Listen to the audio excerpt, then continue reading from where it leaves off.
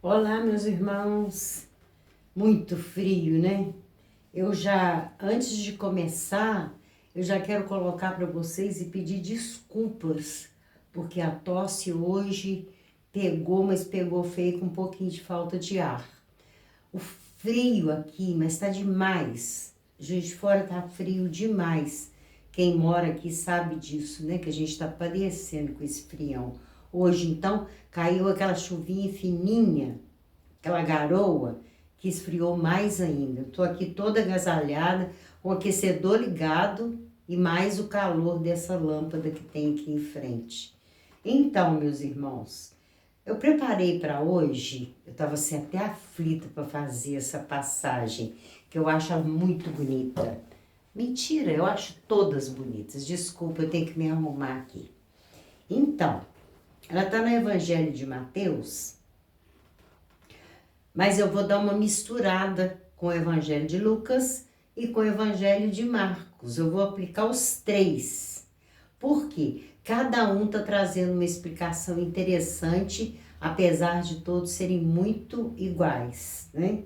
Então, aqui no Evangelho de Mateus, ela está no capítulo 17, do versículo 1 ao versículo 13. E o nome é A Transfiguração. Ah, gente, eu tô olhando ali, hoje tem novidade, tá? Eu vou tirar aqui da parede para vocês verem. Lembra que eu falei do desenho de uma visão que eu tive de Jesus e as crianças? Então, o professor de desenho do meu neto fez uma aquarela que eu mostrei outro dia e agora eu mandei colocar na moldura. E a moldura, ela enriquece, né? A pintura.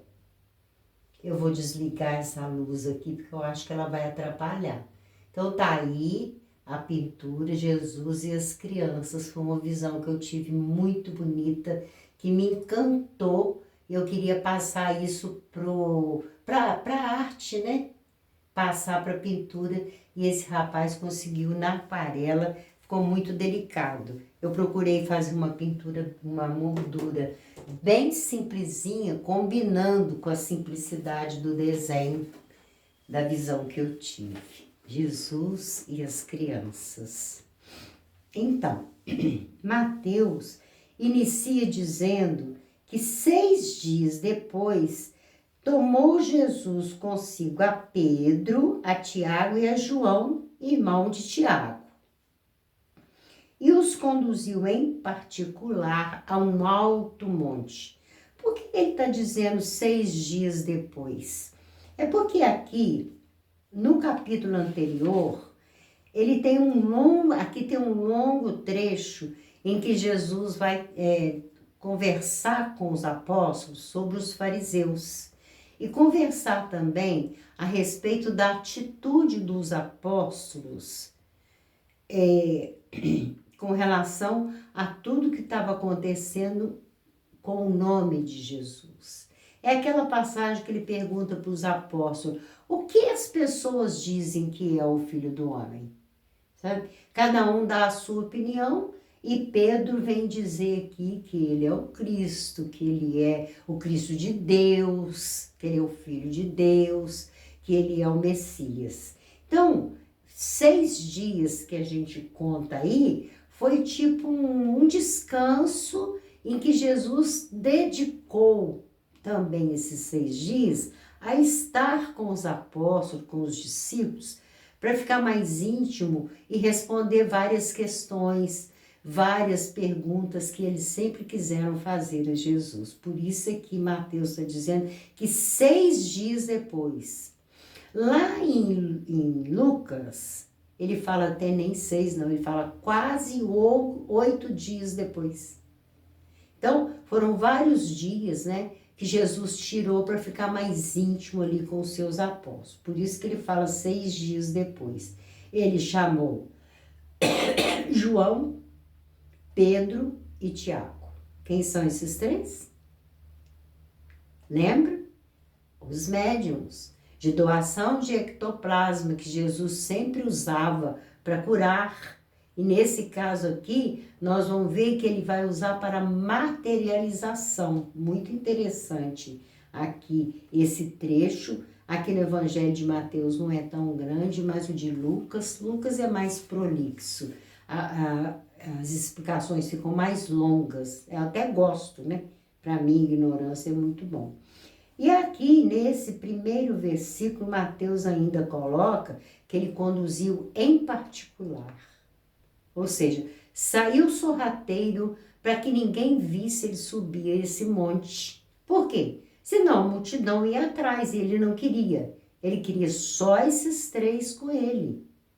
Isso, inclusive, a gente, como diz Jean Valjean, as fofocas do mundo espiritual dizem aí que causou uma ciumeira muito grande nos outros apóstolos, por ele estar exigindo a presença só dos 3. E principalmente Judas, que era muito ciumento, muito vaidoso, Judas o Iscariotes. Aquele que lá no final todos dizem que o traiu. É uma história complicada que a gente ainda vai dar uma dissecada nela, tá?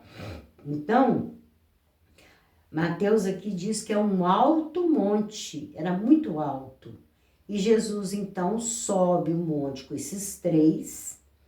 E lá em cima, no pico desse monte, Jesus transfigurou-se diante deles.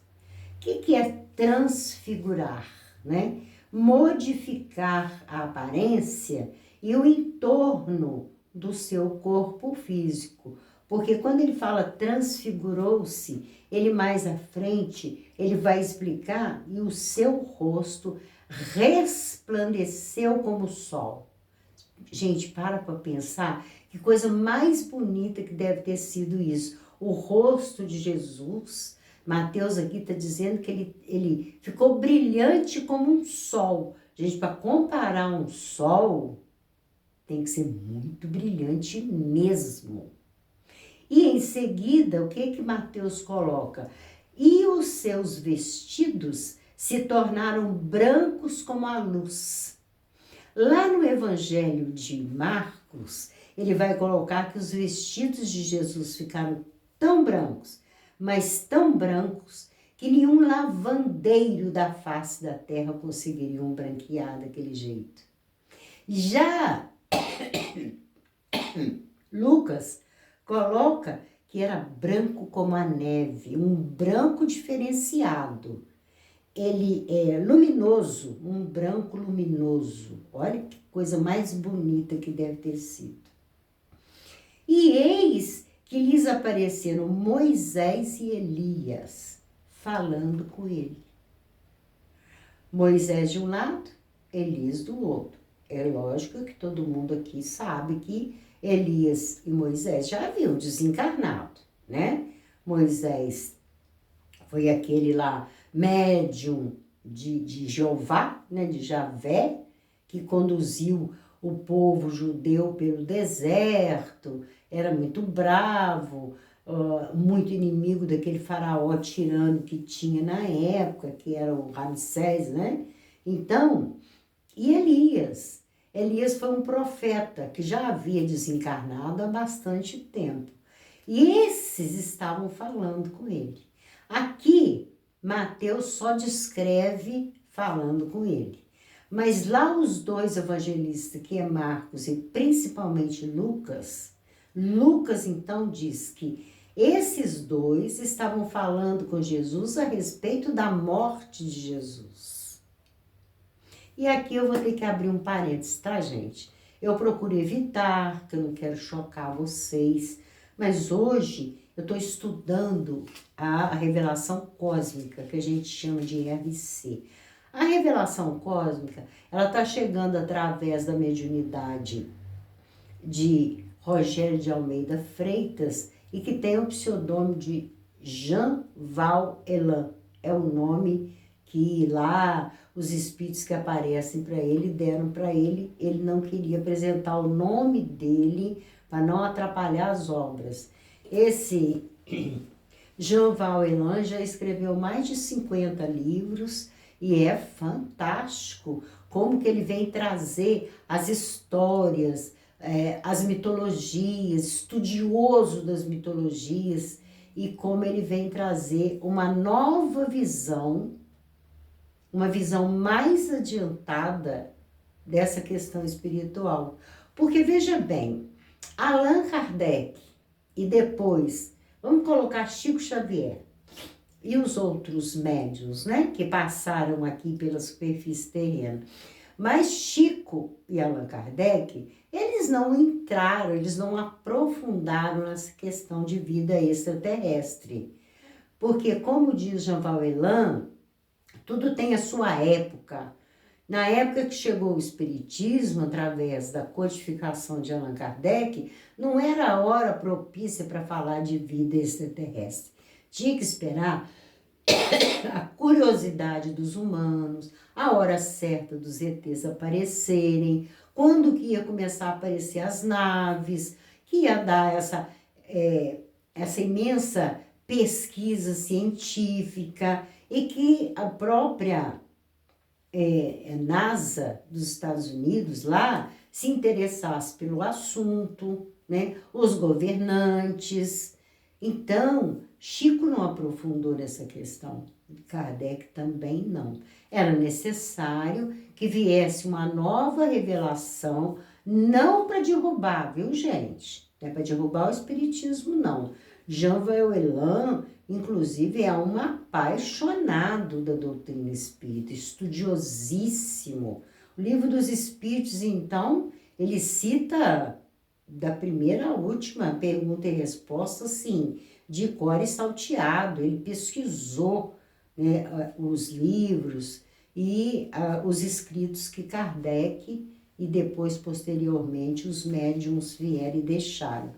Mas eu vou ter que entrar aqui nesse trecho na revelação cósmica, porque quando Marcos e Lucas diz que Moisés e Elias estavam conversando com Jesus a respeito da morte dele. Mas conversando o quê?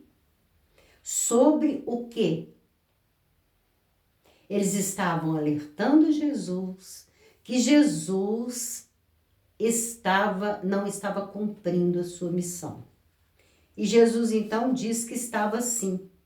E eles disseram, não, você veio para ser um líder de exército, para dominar o Império Romano e libertar o povo judeu do jugo dos romanos. E Jesus então diz, eu não vou pegar em armas, eu não vou fazer guerra, eu não vim para fazer guerra. E Jesus mostra as mãos e diz, eu não vou pegar numa arma para fazer guerra e com a outra mão eu acolher aqueles que sofrem, consolar e falar do reino de Deus. Eu não vou conseguir. E eles alertaram a ele, você está correndo o risco de ser apedrejado ou crucificado. E nós vamos interferir. Nesse momento, muito interessante que a revelação cósmica diz, é que eles falaram na língua de capela. Porque eles, como Jesus não estava, eles achavam que Jesus não estava entendendo, eles falando na língua de capela, talvez eles acordassem a missão de Jesus vindo de capela para ajudar os terráqueos, porque Jesus é que lá há milênios nos conduziu para a reencarnação aqui no planeta Terra, naquela época banidos de capela. Mas Jesus, para provar para ele que ele estava entendendo sim, Jesus começa a falar com eles na língua de capela também. Como se diz, eu não estou esquecido de nada não, eu sei o que vocês estão me lembrando que eu vim aqui fazer, mas eu não vou fazer. Eu não vou pegar em armas. Eu vim aqui apresentar um novo programa que é baseado na lei do amor e não na lei da matança. Não foi bem essas palavras, né, gente? Eu estou aqui explicando com as minhas palavras.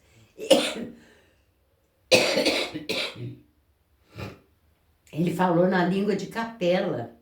E por que a seguir o evangelista vai dizer que uma nuvem cobriu os apóstolos?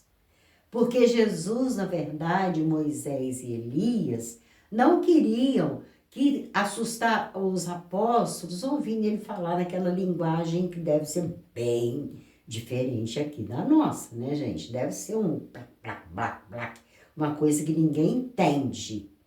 Igual aí a gente vê nesses filmes aí de ficção, a linguagem forjada, né, pelo cinema americano, onde que a gente não entende patavina do que esse pessoal tá falando. Gente, me desculpa, mas eu vou espirrar. É uma alergia, assim, uma coceira, uma alergia muito grande. E eu também não melhoro porque eu não gosto de remédio, tá, gente? Só tô tomando um xaropinho para diminuir a tosse. Os olhos já começam a inchar, tá vendo? É alergia feia mesmo. Então, os apóstolos também não iriam entender. Que negócio é esse? De um lado Elias, do outro lado Moisés. E os três falando numa linguagem que a gente não está entendendo nada, coisa que a gente nunca viu. E Jesus então diz a eles, não interfiram. Não interfiram porque eu não vou praticar violência. Eu quero agora um novo reino, trazer uma nova era, que é a era do amor, né? Perdão das ofensas, amar os inimigos, e de preferência nem ter inimigo, né? Orar por aqueles que maltratam, tá tudo lá no Sermão da Montanha, que é o tratado maior que existe, mais maravilhoso que pode existir. Olha só a perturbação dos apóstolos, eles assustaram. Aqui ele vai dizer que eles tiveram medo, quer ver? E Pedro, tomando a palavra, disse a Jesus, Senhor, bom é estarmos aqui. Se queres, façamos aqui 3 tabernáculos, um para ti, um para Moisés e um para Elias. Lá no Evangelho de Lucas, ele fala tenda, façamos 3 tendas. E no Evangelho de Marcos, ele fala 3 cabanas. Então, essas pequenas divergências aqui dos evangelistas existem, tá, gente? Cada um é um. Era uma época que não tinha uma comunicação de tecnologia, muitas vezes eles nem se encontravam, e os 4 evangelhos foram escritos em épocas diferentes. João foi escrever seu evangelho muito depois, de bem mais velho. Então, assim, é até bom isso, porque viu que não foi nada combinado, tá? Mas o que eu quero apresentar não é nenhuma polêmica a esse respeito, porque eu não sou disso não, tá? O que eu quero apresentar aqui é que Pedro, lá no Evangelho de Marcos, Marcos diz que Pedro não sabia o que falar. Aí Pedro, desculpa a expressão, falou uma bobagem dessa, onde já se viu fazer 3 tendas. Se quem estava ali com Jesus eram espíritos, não era encarnado, não tinha matéria. Para que fazer tenda? Para que fazer cabana? Então isso mostra que os apóstolos não entendiam nada, mas assim, eram completamente cruz em questão às coisas do Espírito. Então ele fica fazendo essa proposta a Jesus por não saber o que fazer, por estar assustado, por não estar entendendo nada daquilo que estava acontecendo ali naquele momento. E estando ele ainda a falar, Pedro ainda estava falando, fazendo essa proposta de fazer 3 tendas para abrigar. Jesus ali preocupado com a questão de não fazer guerra, de não fazer violência, e Pedro já preocupado como que eles iam passar a noite e querendo arrumar um abrigo para os 3. Estando ele ainda a falar, eis que uma nuvem luminosa os cobriu. Que nuvem é essa, gente? Primeiro, foi uma situação para que Pedro parasse de falar bobagem, não fizesse Jesus perder tempo com um bate-papo tão adiantado que era a segurança do planeta Terra, que estava ali nas mãos de Jesus e que ele não queria usar violência. Ele estava modificando uma lei, ele estava modificando as ordens de quem? De Jeová. Como sempre, Javé querendo fazer guerra, querendo sangue, querendo derramamento de sangue. E a proposta interna de Jesus era bem diferente. Eu não vou fazer matança. Gente, essa passagem eu tiro uma profundidade dela, como de todas, com relação a nós, tá? A gente pode modificar. Ah, pode. Pode modificar o chamado destino.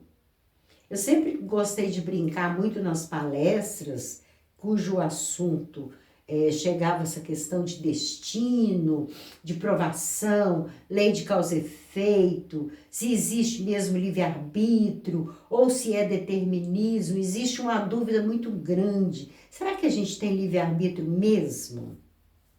Será que as coisas não são determinadas para que a gente faça? A gente precisa pensar muito nisso, tá? Por isso que eu sempre bato e rebato nessa tecla.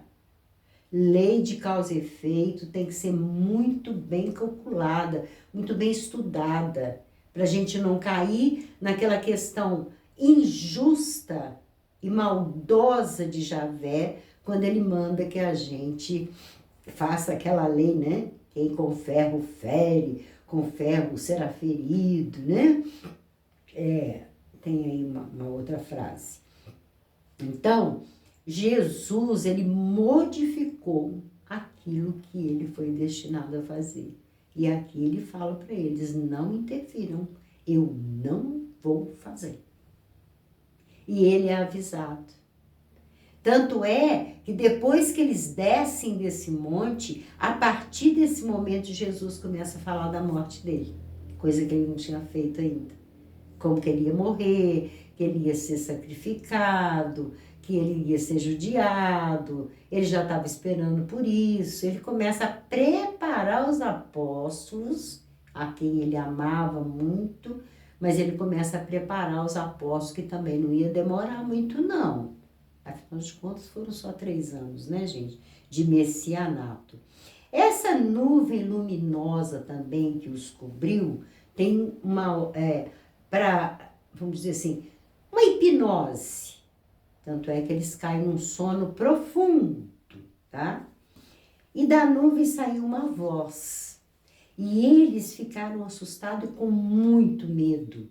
Porque essa voz vem dizer, este é o meu amado filho, em quem me comprazo. Escutai-o. Presta atenção naquilo que ele vem falando. Gente, isso tem 2024 anos, né? E a gente muitas vezes não escuta Jesus até hoje. Essa voz, então, assusta esses 3 apóstolos de tal forma que eles começam a tremer de medo. E esse medo, na verdade, ele ia atrapalhar a questão ali. Porque Jesus não levou os 3 para passear no alto do monte para ver ele brilhando, não. Ele levou os 3 para doarem ectoplasma. E essa nuvem, eu, na minha concepção, acredito que foi o ectoplasma usado para a incorporação dos 2 e para a transfiguração de Jesus, para mostrar para eles que ele era aquele mesmo lá de Capela, governando o planeta Terra e zelando pelos seus irmãos, da qual ele prometeu. E essa promessa está no livro A Caminho da Luz, de Emmanuel, através de Chico Xavier. Ele prometeu tomar conta, dirigir, abençoar e monitorar os milênios que esses capelinos iam passar aqui no planeta Terra em sofrimento, para expiações e provas. Já falei com vocês que eu não gosto de prova e expiação. Eu inverto, expiação e prova. Então, essa nuvem que cobriu os apóstolos e que deu um sono e que eles dormiram profundamente.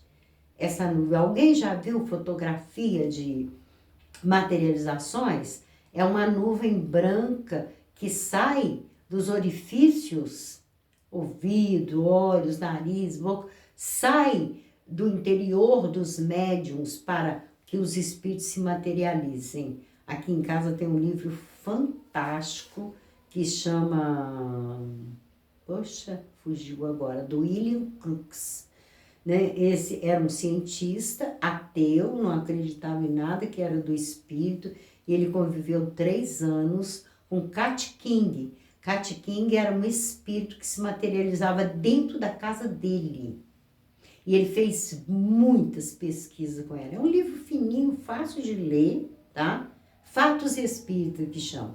É muito fantástico as materializações. E tem algumas fotos do que é o ectoplasma. Existia uma médium que deitava num quartinho escuro, não pode ter luz artificial, não pode. Eu mesmo conheci um médium que perdeu uma perna por causa de alguém que acendeu o interruptor e a luz artificial bateu naquela questão do ectoplasma e prejudicou o médium aqui do Espírito Santo. Então, eu acredito nisso, que essa fumaça hipnotizou, essa nuvem, né? Hipnotizou os 3 que estavam muito assustados e ia atrapalhar. Eles eram bem... qual palavra que eu vou usar para também não ofender os apóstolos, né, gente? Olha só, a época em que eles viviam. Aí chega um espírito completamente evoluído, faz a proposta dele, me segue. Mas eles não entendiam nada, absolutamente nada. E a outra forma dessa nuvem era para tirar daquele ectoplasma o componente material para que Moisés e Elias se materializassem. E Jesus se resplandeceu para mostrar para eles, eu sou eu. Eu não estou esquecido de nada, não. Eu já estou consciente da minha missão. E a minha missão é apresentar um novo patamar de vida que será baseado no amor. Jesus, Jesus, você vai ser crucificado, você vai ser apedrejado. Não interfiram. Aí eu vou fazer aquela famosa pergunta que eu sempre faço. Vocês teriam coragem de agir como Jesus? Olha, você vai ser crucificado. Gente, vocês já pararam para pensar o que é morrer apedrejado? Que coisa, que violência, que coisa horrorosa que deve ser um negócio desse. Porque a pedra não mata de uma vez só. Aí eles vão jogando pedra, vão jogando pedra, vão jogando pedra, até que a pessoa sangre até morrer. É uma hemorragia pelo corpo todo, ou então que uma pedra grande, às vezes, bata no crânio, ou algum ponto mais vital do organismo. Então, é a pergunta que eu estou fazendo. Vocês, em prol da humanidade, aceitariam ser apedrejados? Vocês aceitariam ser crucificados? Nesse momento, Jesus mostra a fortaleza dele. Querem me crucificar? Crucifiquem. Querem me apedrejar? Apedrejem. Mas eu não vou abrir mão da mansuetude, da ternura. Eu não vou abrir mão do amor ao próximo. Eu não vou abrir mão dos bons exemplos para o meu povo. Imagina se Jesus pega em armas e vai lutar contra os romanos. Qual o exemplo que ele iria deixar? E depois, guerra nunca resolveu nada, né, gente? A gente tem guerra nesse planeta desde de bilhões de anos, né?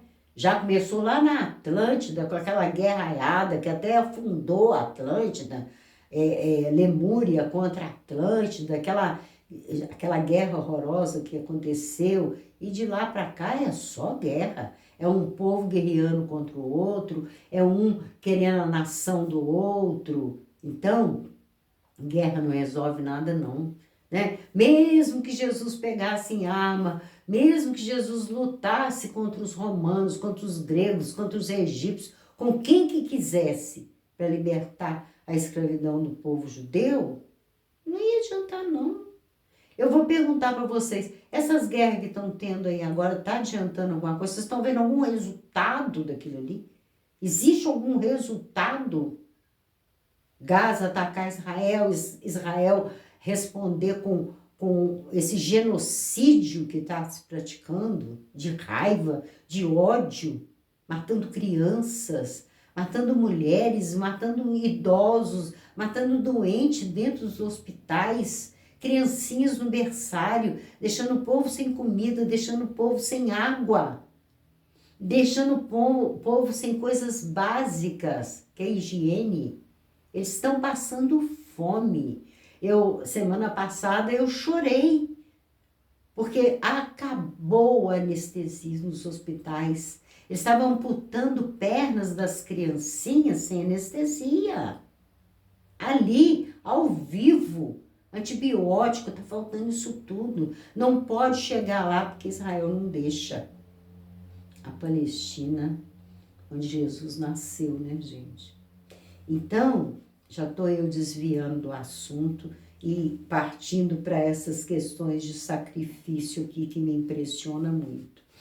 E aí, essa voz que vem dizendo, né, meu filho amado, escuta ele, escuta. Aí muita gente diz que essa voz estava reforçando o que aqueles capelinos estavam pedindo, que era Moisés e Elias. Porque eles estavam insistindo para que Jesus fizesse guerra.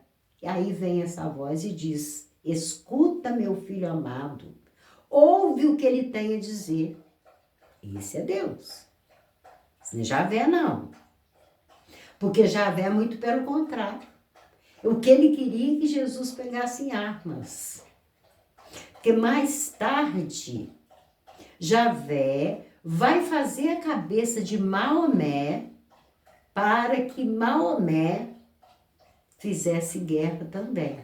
E o nome que ele escolheu foi Alá. É o mesmo Javé. A revelação cósmica é fantástica. Esse Javé é aquele que o Elan fala. Ele não é mau, mas ele também não é bom. Ele é indiferente. Se ele tiver preferência por esse povo, ele fortalece esse povo para matar aquele outro povo. Se a gente pegar o Velho Testamento, tá tudo lá nos 3 livros. Ele mandando um povo dizimar o outro, matar criancinhas, matar todas as mulheres, que a mulher para ele não presta, porque ele é completamente machista, completamente misógino. Então, essa voz que vem, olha só que coisa mais bonita. Este é o meu filho amado, em quem me comprazo. Eu tenho prazer em ter esse meu filho. Escutai-o. Lá no, eu não lembro agora se é Marcos ou se é Lucas, está, ouviu. Faz favor de ouvir o meu filho, o que ele tem a dizer. Muito lindo, né?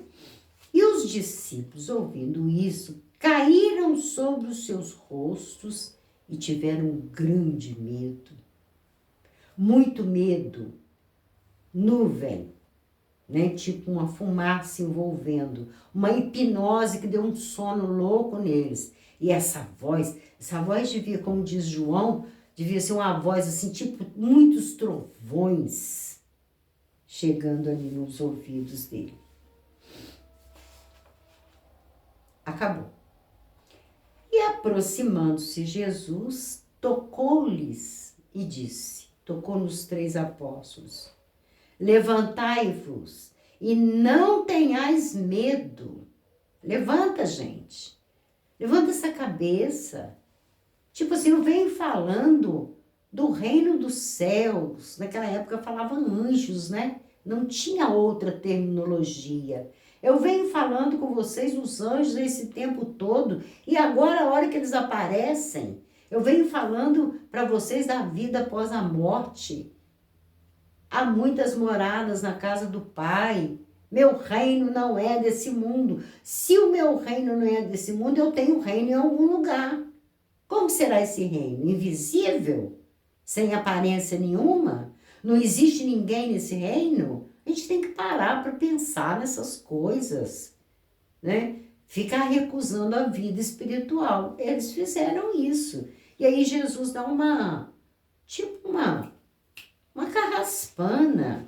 Levantai-vos, levanta essa cabeça, não tenhais medo. Eu trouxe vocês aqui porque eu confio em vocês.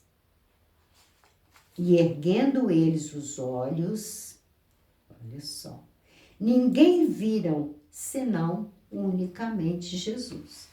Os dois, Moisés e Elias, sumiram naquela nuvem ali, desapareceram. Eles vieram para alertar Jesus, que se ele continuasse e não fizesse a tal da guerra, que ele ia ser ou apedrejado ou crucificado, que foi o que aconteceu, né, gente? E descendo eles do monte, Jesus lhes ordenou, dizendo: a ninguém conteis a visão, até que o Filho do Homem seja ressuscitado dos mortos. Ó, não conta. Por quê, gente? Porque se os próprios apóstolos não estavam acreditando, borrando, desculpa, gente, né? Tremendo de medo daqueles dois espíritos, que eles sabiam quem eram, porque eles estudavam as velhas escrituras. Eles iam à sinagoga e escutavam os relatos das velhas escrituras. Eles sabiam quem era Moisés, eles sabiam quem era Elias. Elias era um profeta, até amado pelo povo judeu. Eles sabiam. Aí aparece, eles morrem de medo. É a mesma coisa que eu disser para você que está me ouvindo. Hoje à noite sua avó vai aparecer para você. Sua mãezinha que já desencarnou e fala, não quero, não quero. Eu ouvi muitas vezes isso. Ai, tô com saudade da minha mãe. Ai, minha mãe morreu. Eu queria tanto ver minha mãe. Ai, como eu queria ver minha mãe. Aquela reclamação, sabe? Ô, meu fulano, ciclano. Eu tô falando mãe porque esse caso aconteceu. Gente, eu não tô entendendo nada. Ai, uma ligação aqui. Desculpa, tá, gente? Chegou uma ligação aqui pra mim, foi interrompido, mas já voltou. Desculpa, tá? Meu próprio marido me ligando de dentro da minha casa e vai ligar de novo, ó. Então, gente, essa senhora, ela vivia reclamando. Ai, como eu queria ver minha mãe. Vocês falam tanto na vida após a morte. Tem pessoas que recebem psicografia dos parentes, notícia como que tal parente está no hospital, se está sofrendo, se está bem. Por que eu nunca recebi? Eu quero muito ver minha mãe. Eu conversava muito com ela e falava com ela, olha, minha filha, você pode invocar, né? Evocar, porque Kardec, no livro dos médiuns, ele nos ensina a evocar os espíritos. O movimento espírita que acabou com isso, não deixa a gente evocar, chamar. Aí criou essa história, através de Chico Xavier, de Emmanuel, criou-se essa história que o telefone só toca de lá para cá. Telefone pode tocar daqui para lá também, porque tem muitos espíritos que são equiparados a nós, gente. E tem muitos espíritos que estão abaixo de nós. Vão parar com essa viralatice de achar que a gente não pode tomar atitude nenhuma. Pode sim, pode evocar sim. Se o espírito pode vir, ele vem. Se o espírito não pode vir, ele não vem. Se os mentores achar que ele vai aguentar vir aqui, eles vão trazê-lo. Se achar que não vai aguentar, que é o caso do André Luiz, lembra? No livro nosso lá? Não, você não pode ir lá porque você vai se perturbar. Se perturbar por quê? Porque a mulher dele casou de novo. Como diz o ditado, viúva quem vai, quem fica viúvo não. E depois de tanto tempo, de tanto estudar, André Luiz vem e ainda leva aquele choque, né? De ver a mulher dele casada com outro, que era até um italiano. Então, eles então não viram mais ninguém, unicamente Jesus. E Jesus então pede para eles, não conta para ninguém não. Por quê? Eles iam contar o lado assombrado da coisa. Ai, uma nuvem, ai, uma voz muito forte que veio do céu, entendeu? Não ia dar ênfase à vida após a morte. Ia dar ênfase essa questão de fantasma e tudo mais. Acabou que eu não concluí no caso da senhora. Se vocês acreditam que a mãe dela um dia apareceu na cozinha, ela estava ali ajeitando alguma coisa na cozinha, que eu não me lembro mais o que era. Quando ela olhou para a porta, a mãe estava com a mão assim encostada na porta. Aí desastrou a gritar. Ai, é um fantasma, é o capeta, é o demônio, é o Satanás. E saiu correndo para a rua fora, gritando que tinha uma coisa estranha na cozinha dela, parecida com a mãe dela. A mãe dela apareceu para ela vivia pedindo. No ela gritar daquele jeito, o espírito desmaterializou e foi embora. Com certeza, essa mãe usou o próprio ectoplasma da filha para se materializou. Ela ali tranquilamente, já estava acostumada a conviver ali naquela casa com aquela filha. Ela então materializou dentro da cozinha. A filha não queria. A mulher gritou tanto. A mulher saiu gritando pela rua, falando que era o demônio, que era o Satanás, era um fantasma, que ela estava com medo. A mãe, foi embora. Não suportou aquilo, deve ter rido muito dela, né? Aí Jesus ordena para ninguém contar, que contasse só depois que ele ressuscitasse dos mortos, ou seja, depois que eu ressuscitar, muita gente vai acreditar que a vida continua. Aí depois disso vocês podem falar à vontade. Ai, lembra aquele dia que a gente já foi lá naquele monte e que ele se transfigurou e que Elias e Moisés apareceu também para a gente. Então, no versículo 10, e os seus discípulos o interrogaram dizendo: por que dizem então os escribas que é mister que Elias venha primeiro? Outra coisa estranha que eu achei aqui no término dessa passagem é que eles não tocaram no assunto com Jesus para aprender. Senhor, o que foi aquilo? Explica pra gente. Como que aconteceu aquele sono na gente? Como que o Senhor resplandeceu daquele jeito? Eu encheria Jesus de pergunta. Não. Eles quiseram saber uma passagem do Velho Testamento. Aquilo era a hora.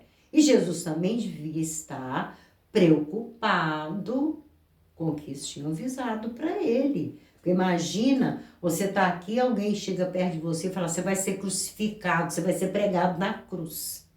Você vai ser violentado. Imagina, Jesus já começa dali a passar pela cabeça dele um certo medo. Tanto é que na véspera ele suou sangue. Saiu sangue pelos poros, tem um nome que eu esqueci agora. Então,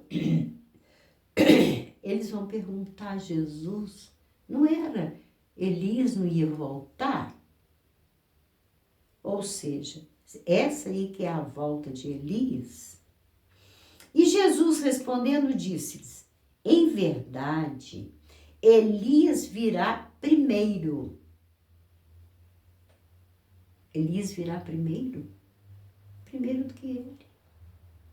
Primeiro do que Jesus. Vocês vão entender por quê. E restaurará todas as coisas. Mas digo-vos que Elias já veio e não o conheceram, e fizeram-lhe tudo o que quiseram, assim farão eles também padecer o Filho do Homem, que é ele, Jesus. Ele sempre dizia o Filho do Homem, né?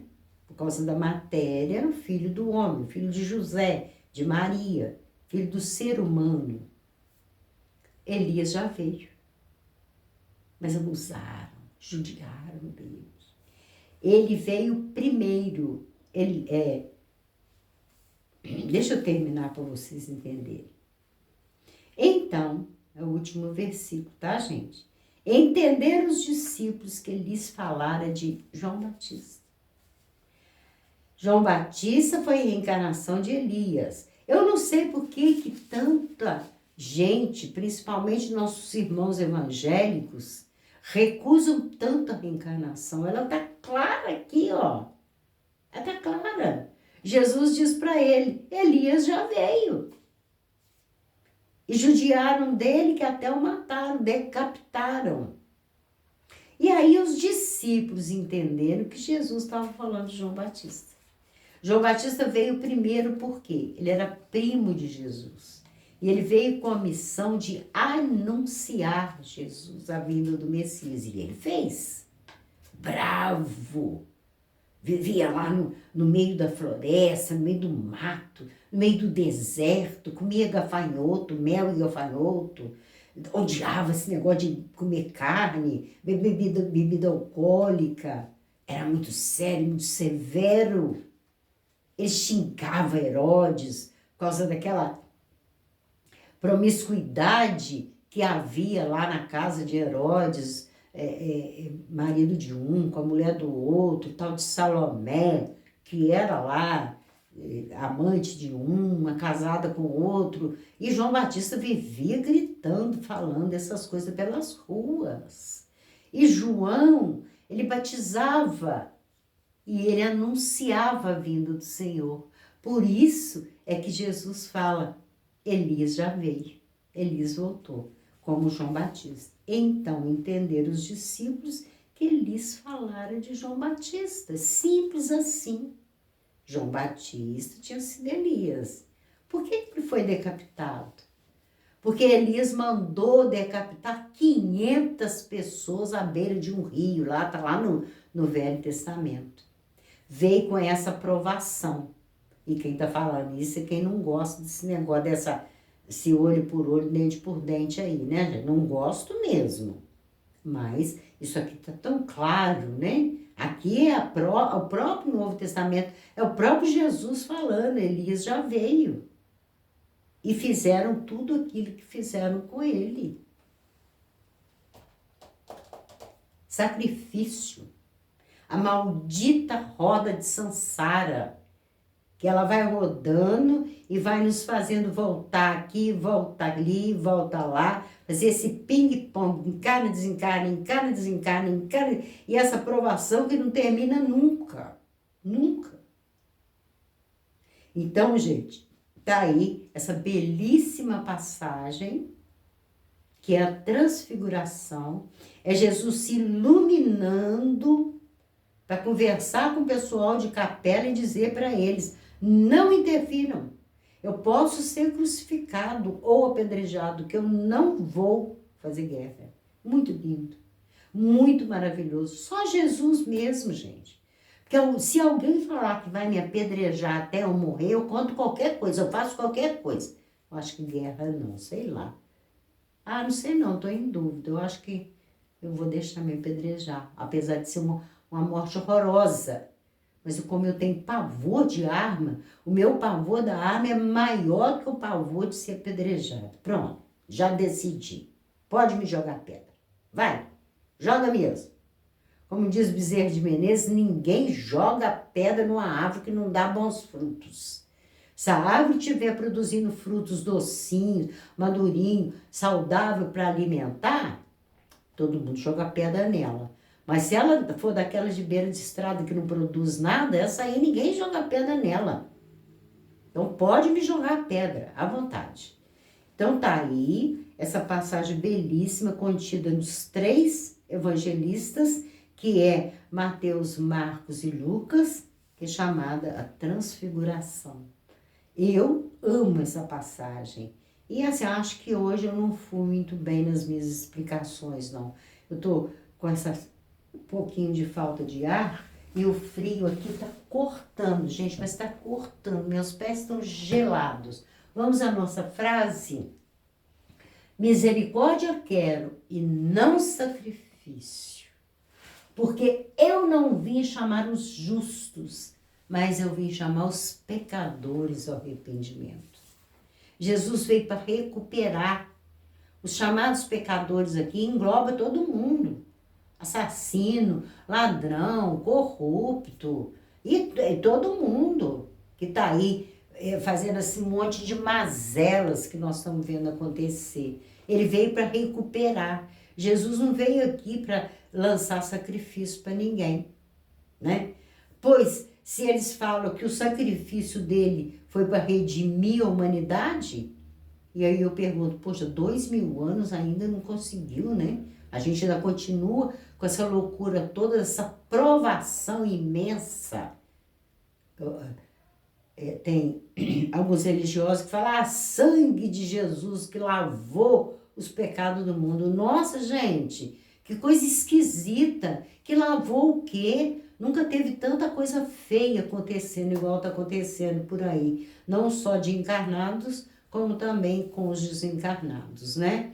Aliás, eu estou com um estudo pronto que eu fiz naquele final de semana daquele PL do estupro, lá, daquele Arthur Lira, com aquele bando de deputado esquisito, de senador, sei lá, me machucou tanto que eu nem sei quem foi. Senadores, né? Então, não deputados, gente, desculpa, deputado. Arthur Lira é dos deputados. O outro lá é tal de Rodrigo. Então, gente, eu fiz um estudo pra gente muito interessante, que é a respeito da filha de Jairo. Eu coloquei o título de Menina, Levanta-te. Mas calhou exatamente naquele fim de semana, vocês acreditam? E o assunto era exatamente essas maldades, essas violências, esses assassinatos que estão acontecendo, coisa horrorosa, exatamente. Mas eu me perturbei tanto, que eu tinha alguns itens que eu tinha que fazer umas modificações e até hoje eu não consegui. Porque aquilo me machucou demais, aquilo me ofendeu demais e eu não consegui, tá? Mas eu já estou aprontando, eu vou tirar algumas coisas que eu fiquei assim, nervosa, fiquei brava com aquela situação toda. A gente chegar a ponto de querer que uma criança vá para a cadeia, pagar por ela ter sido a vítima. Olha que loucura. Não vou entrar nesse assunto não, porque senão eu vou começar a dar spoiler para vocês do que a gente vai falar. É tão grande que vai ter que ser dividido em duas lives. A gente vai ter que fazer 2 gravações. Ficou fantástico, mas eu tô tirando as partes em que eu fiquei agitada demais e falei coisa que não devia, tá? Por isso que eu tô tirando. Então, nós encerramos aqui a transfiguração do nosso Mestre Jesus, mostrando para a gente a grandeza dele, a luminescência desse Espírito. Onde que está esse Espírito agora, gente? Ele não deve ter nem aparência, que ele deve ser um foco de luz, né? Um foco de luz. Pra ele aparecer aqui, ele vai ter que ter 1000 situações aí para poder arranjar uma forma para se mostrar, porque eu acredito que ele não tenha mais, né? Eu acredito que ele é uma bola de luz, tá? Por falar em bola de luz, vocês devem conhecer Laércio Fonseca, né? O nosso ufólogo aqui do Brasil, lá do estado de São Paulo. E Laércio começou a ser visitado por uns ETs, que ele tem a mediunidade, ele tem visão, tá? Ele escuta e vê os espíritos. Então ele foi visitado por um ET muito evoluído, de um planeta aí muito evoluído, aquela coisa toda. Então, ele, muito franco, ele virou para o ET e falou assim, como é que eu vou saber, como é que eu vou ter certeza que é você mesmo? Cada vez que você chega aqui, você vem com uma aparência. Um dia você vem loiro, outro dia você vem moreno, no outro dia você vem baixinho, no outro dia você vem alto. Apresenta de uma forma só. Me mostra como que você é. Sabe o que o Espírito fez? Prepara, Laés. Pegou a mão assim, arrancou tipo uma máscara. Aí diz o Laés que saiu caindo assim para trás, levou um mau susto. Aquele era um foco de luz. Mas era tanta luz que tinha atrás daquela máscara. Entendeu? Era tipo um robô, um boneco. Porque ele mesmo não tem forma. Quando ele fez isso e tirou, ele falou, você quer que eu apresente para você assim? Aí veio aquela luz lá de dentro. Estava presa ali atrás daquela máscara. É assim que eu vejo Jesus. Um bloco de luz. Tomando conta de tudo, ajudando a tudo e a todos. E sem se apresentar como a gente gostaria, né? 2 braços, 2 pernas, uma cabeça. Vamos nos preparando, né? Para essas surpresas. Não que seja impossível para Jesus, porque para ele também criar um holograma e aparecer, que também para ele é fichinha. Isso tudo é fichinha. Que Jesus nos abençoe, possamos refletir na questão da transfiguração. Lembrando mais uma vez, para quem não assistiu as 2, 3 gravações aí para trás, eu não tenho nem coragem de falar live, gente. Eu acho que é tão pequenino que eu faço que eu não tenho nem coragem de falar que é live. Lembrando que o nome do nosso canal é Jesus Amado, tá? Ele é nosso, ele é meu, ele é seu, ele é seu, ele é seu, ele é de todos nós. Jesus Amado, tá?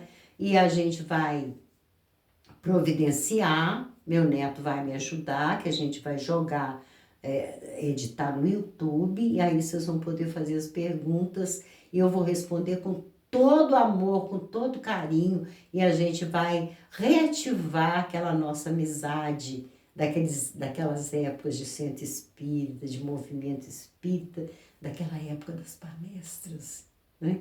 Vocês vão poder fazer suas perguntas. Tá chegando a hora. Devagarinho a gente vai chegando lá. Não sei se vocês viram, eu hoje estou até de microfone, né, gente? Olha que chique. E na minha frente aqui tem uma luz aqui redonda, assim, que me incomoda, porque eu tenho problema muito sério com luz nos meus olhos. E fica aí, então, a nossa promessa, que dentro de pouco tempo a gente está no YouTube. Se o YouTube não me cortar, né, gente, por causa dessa franqueza minha, porque eu sou franca mesmo, eu falo mesmo, tá? Gente, obrigado pela paciência em me ouvir. Um grande beijo.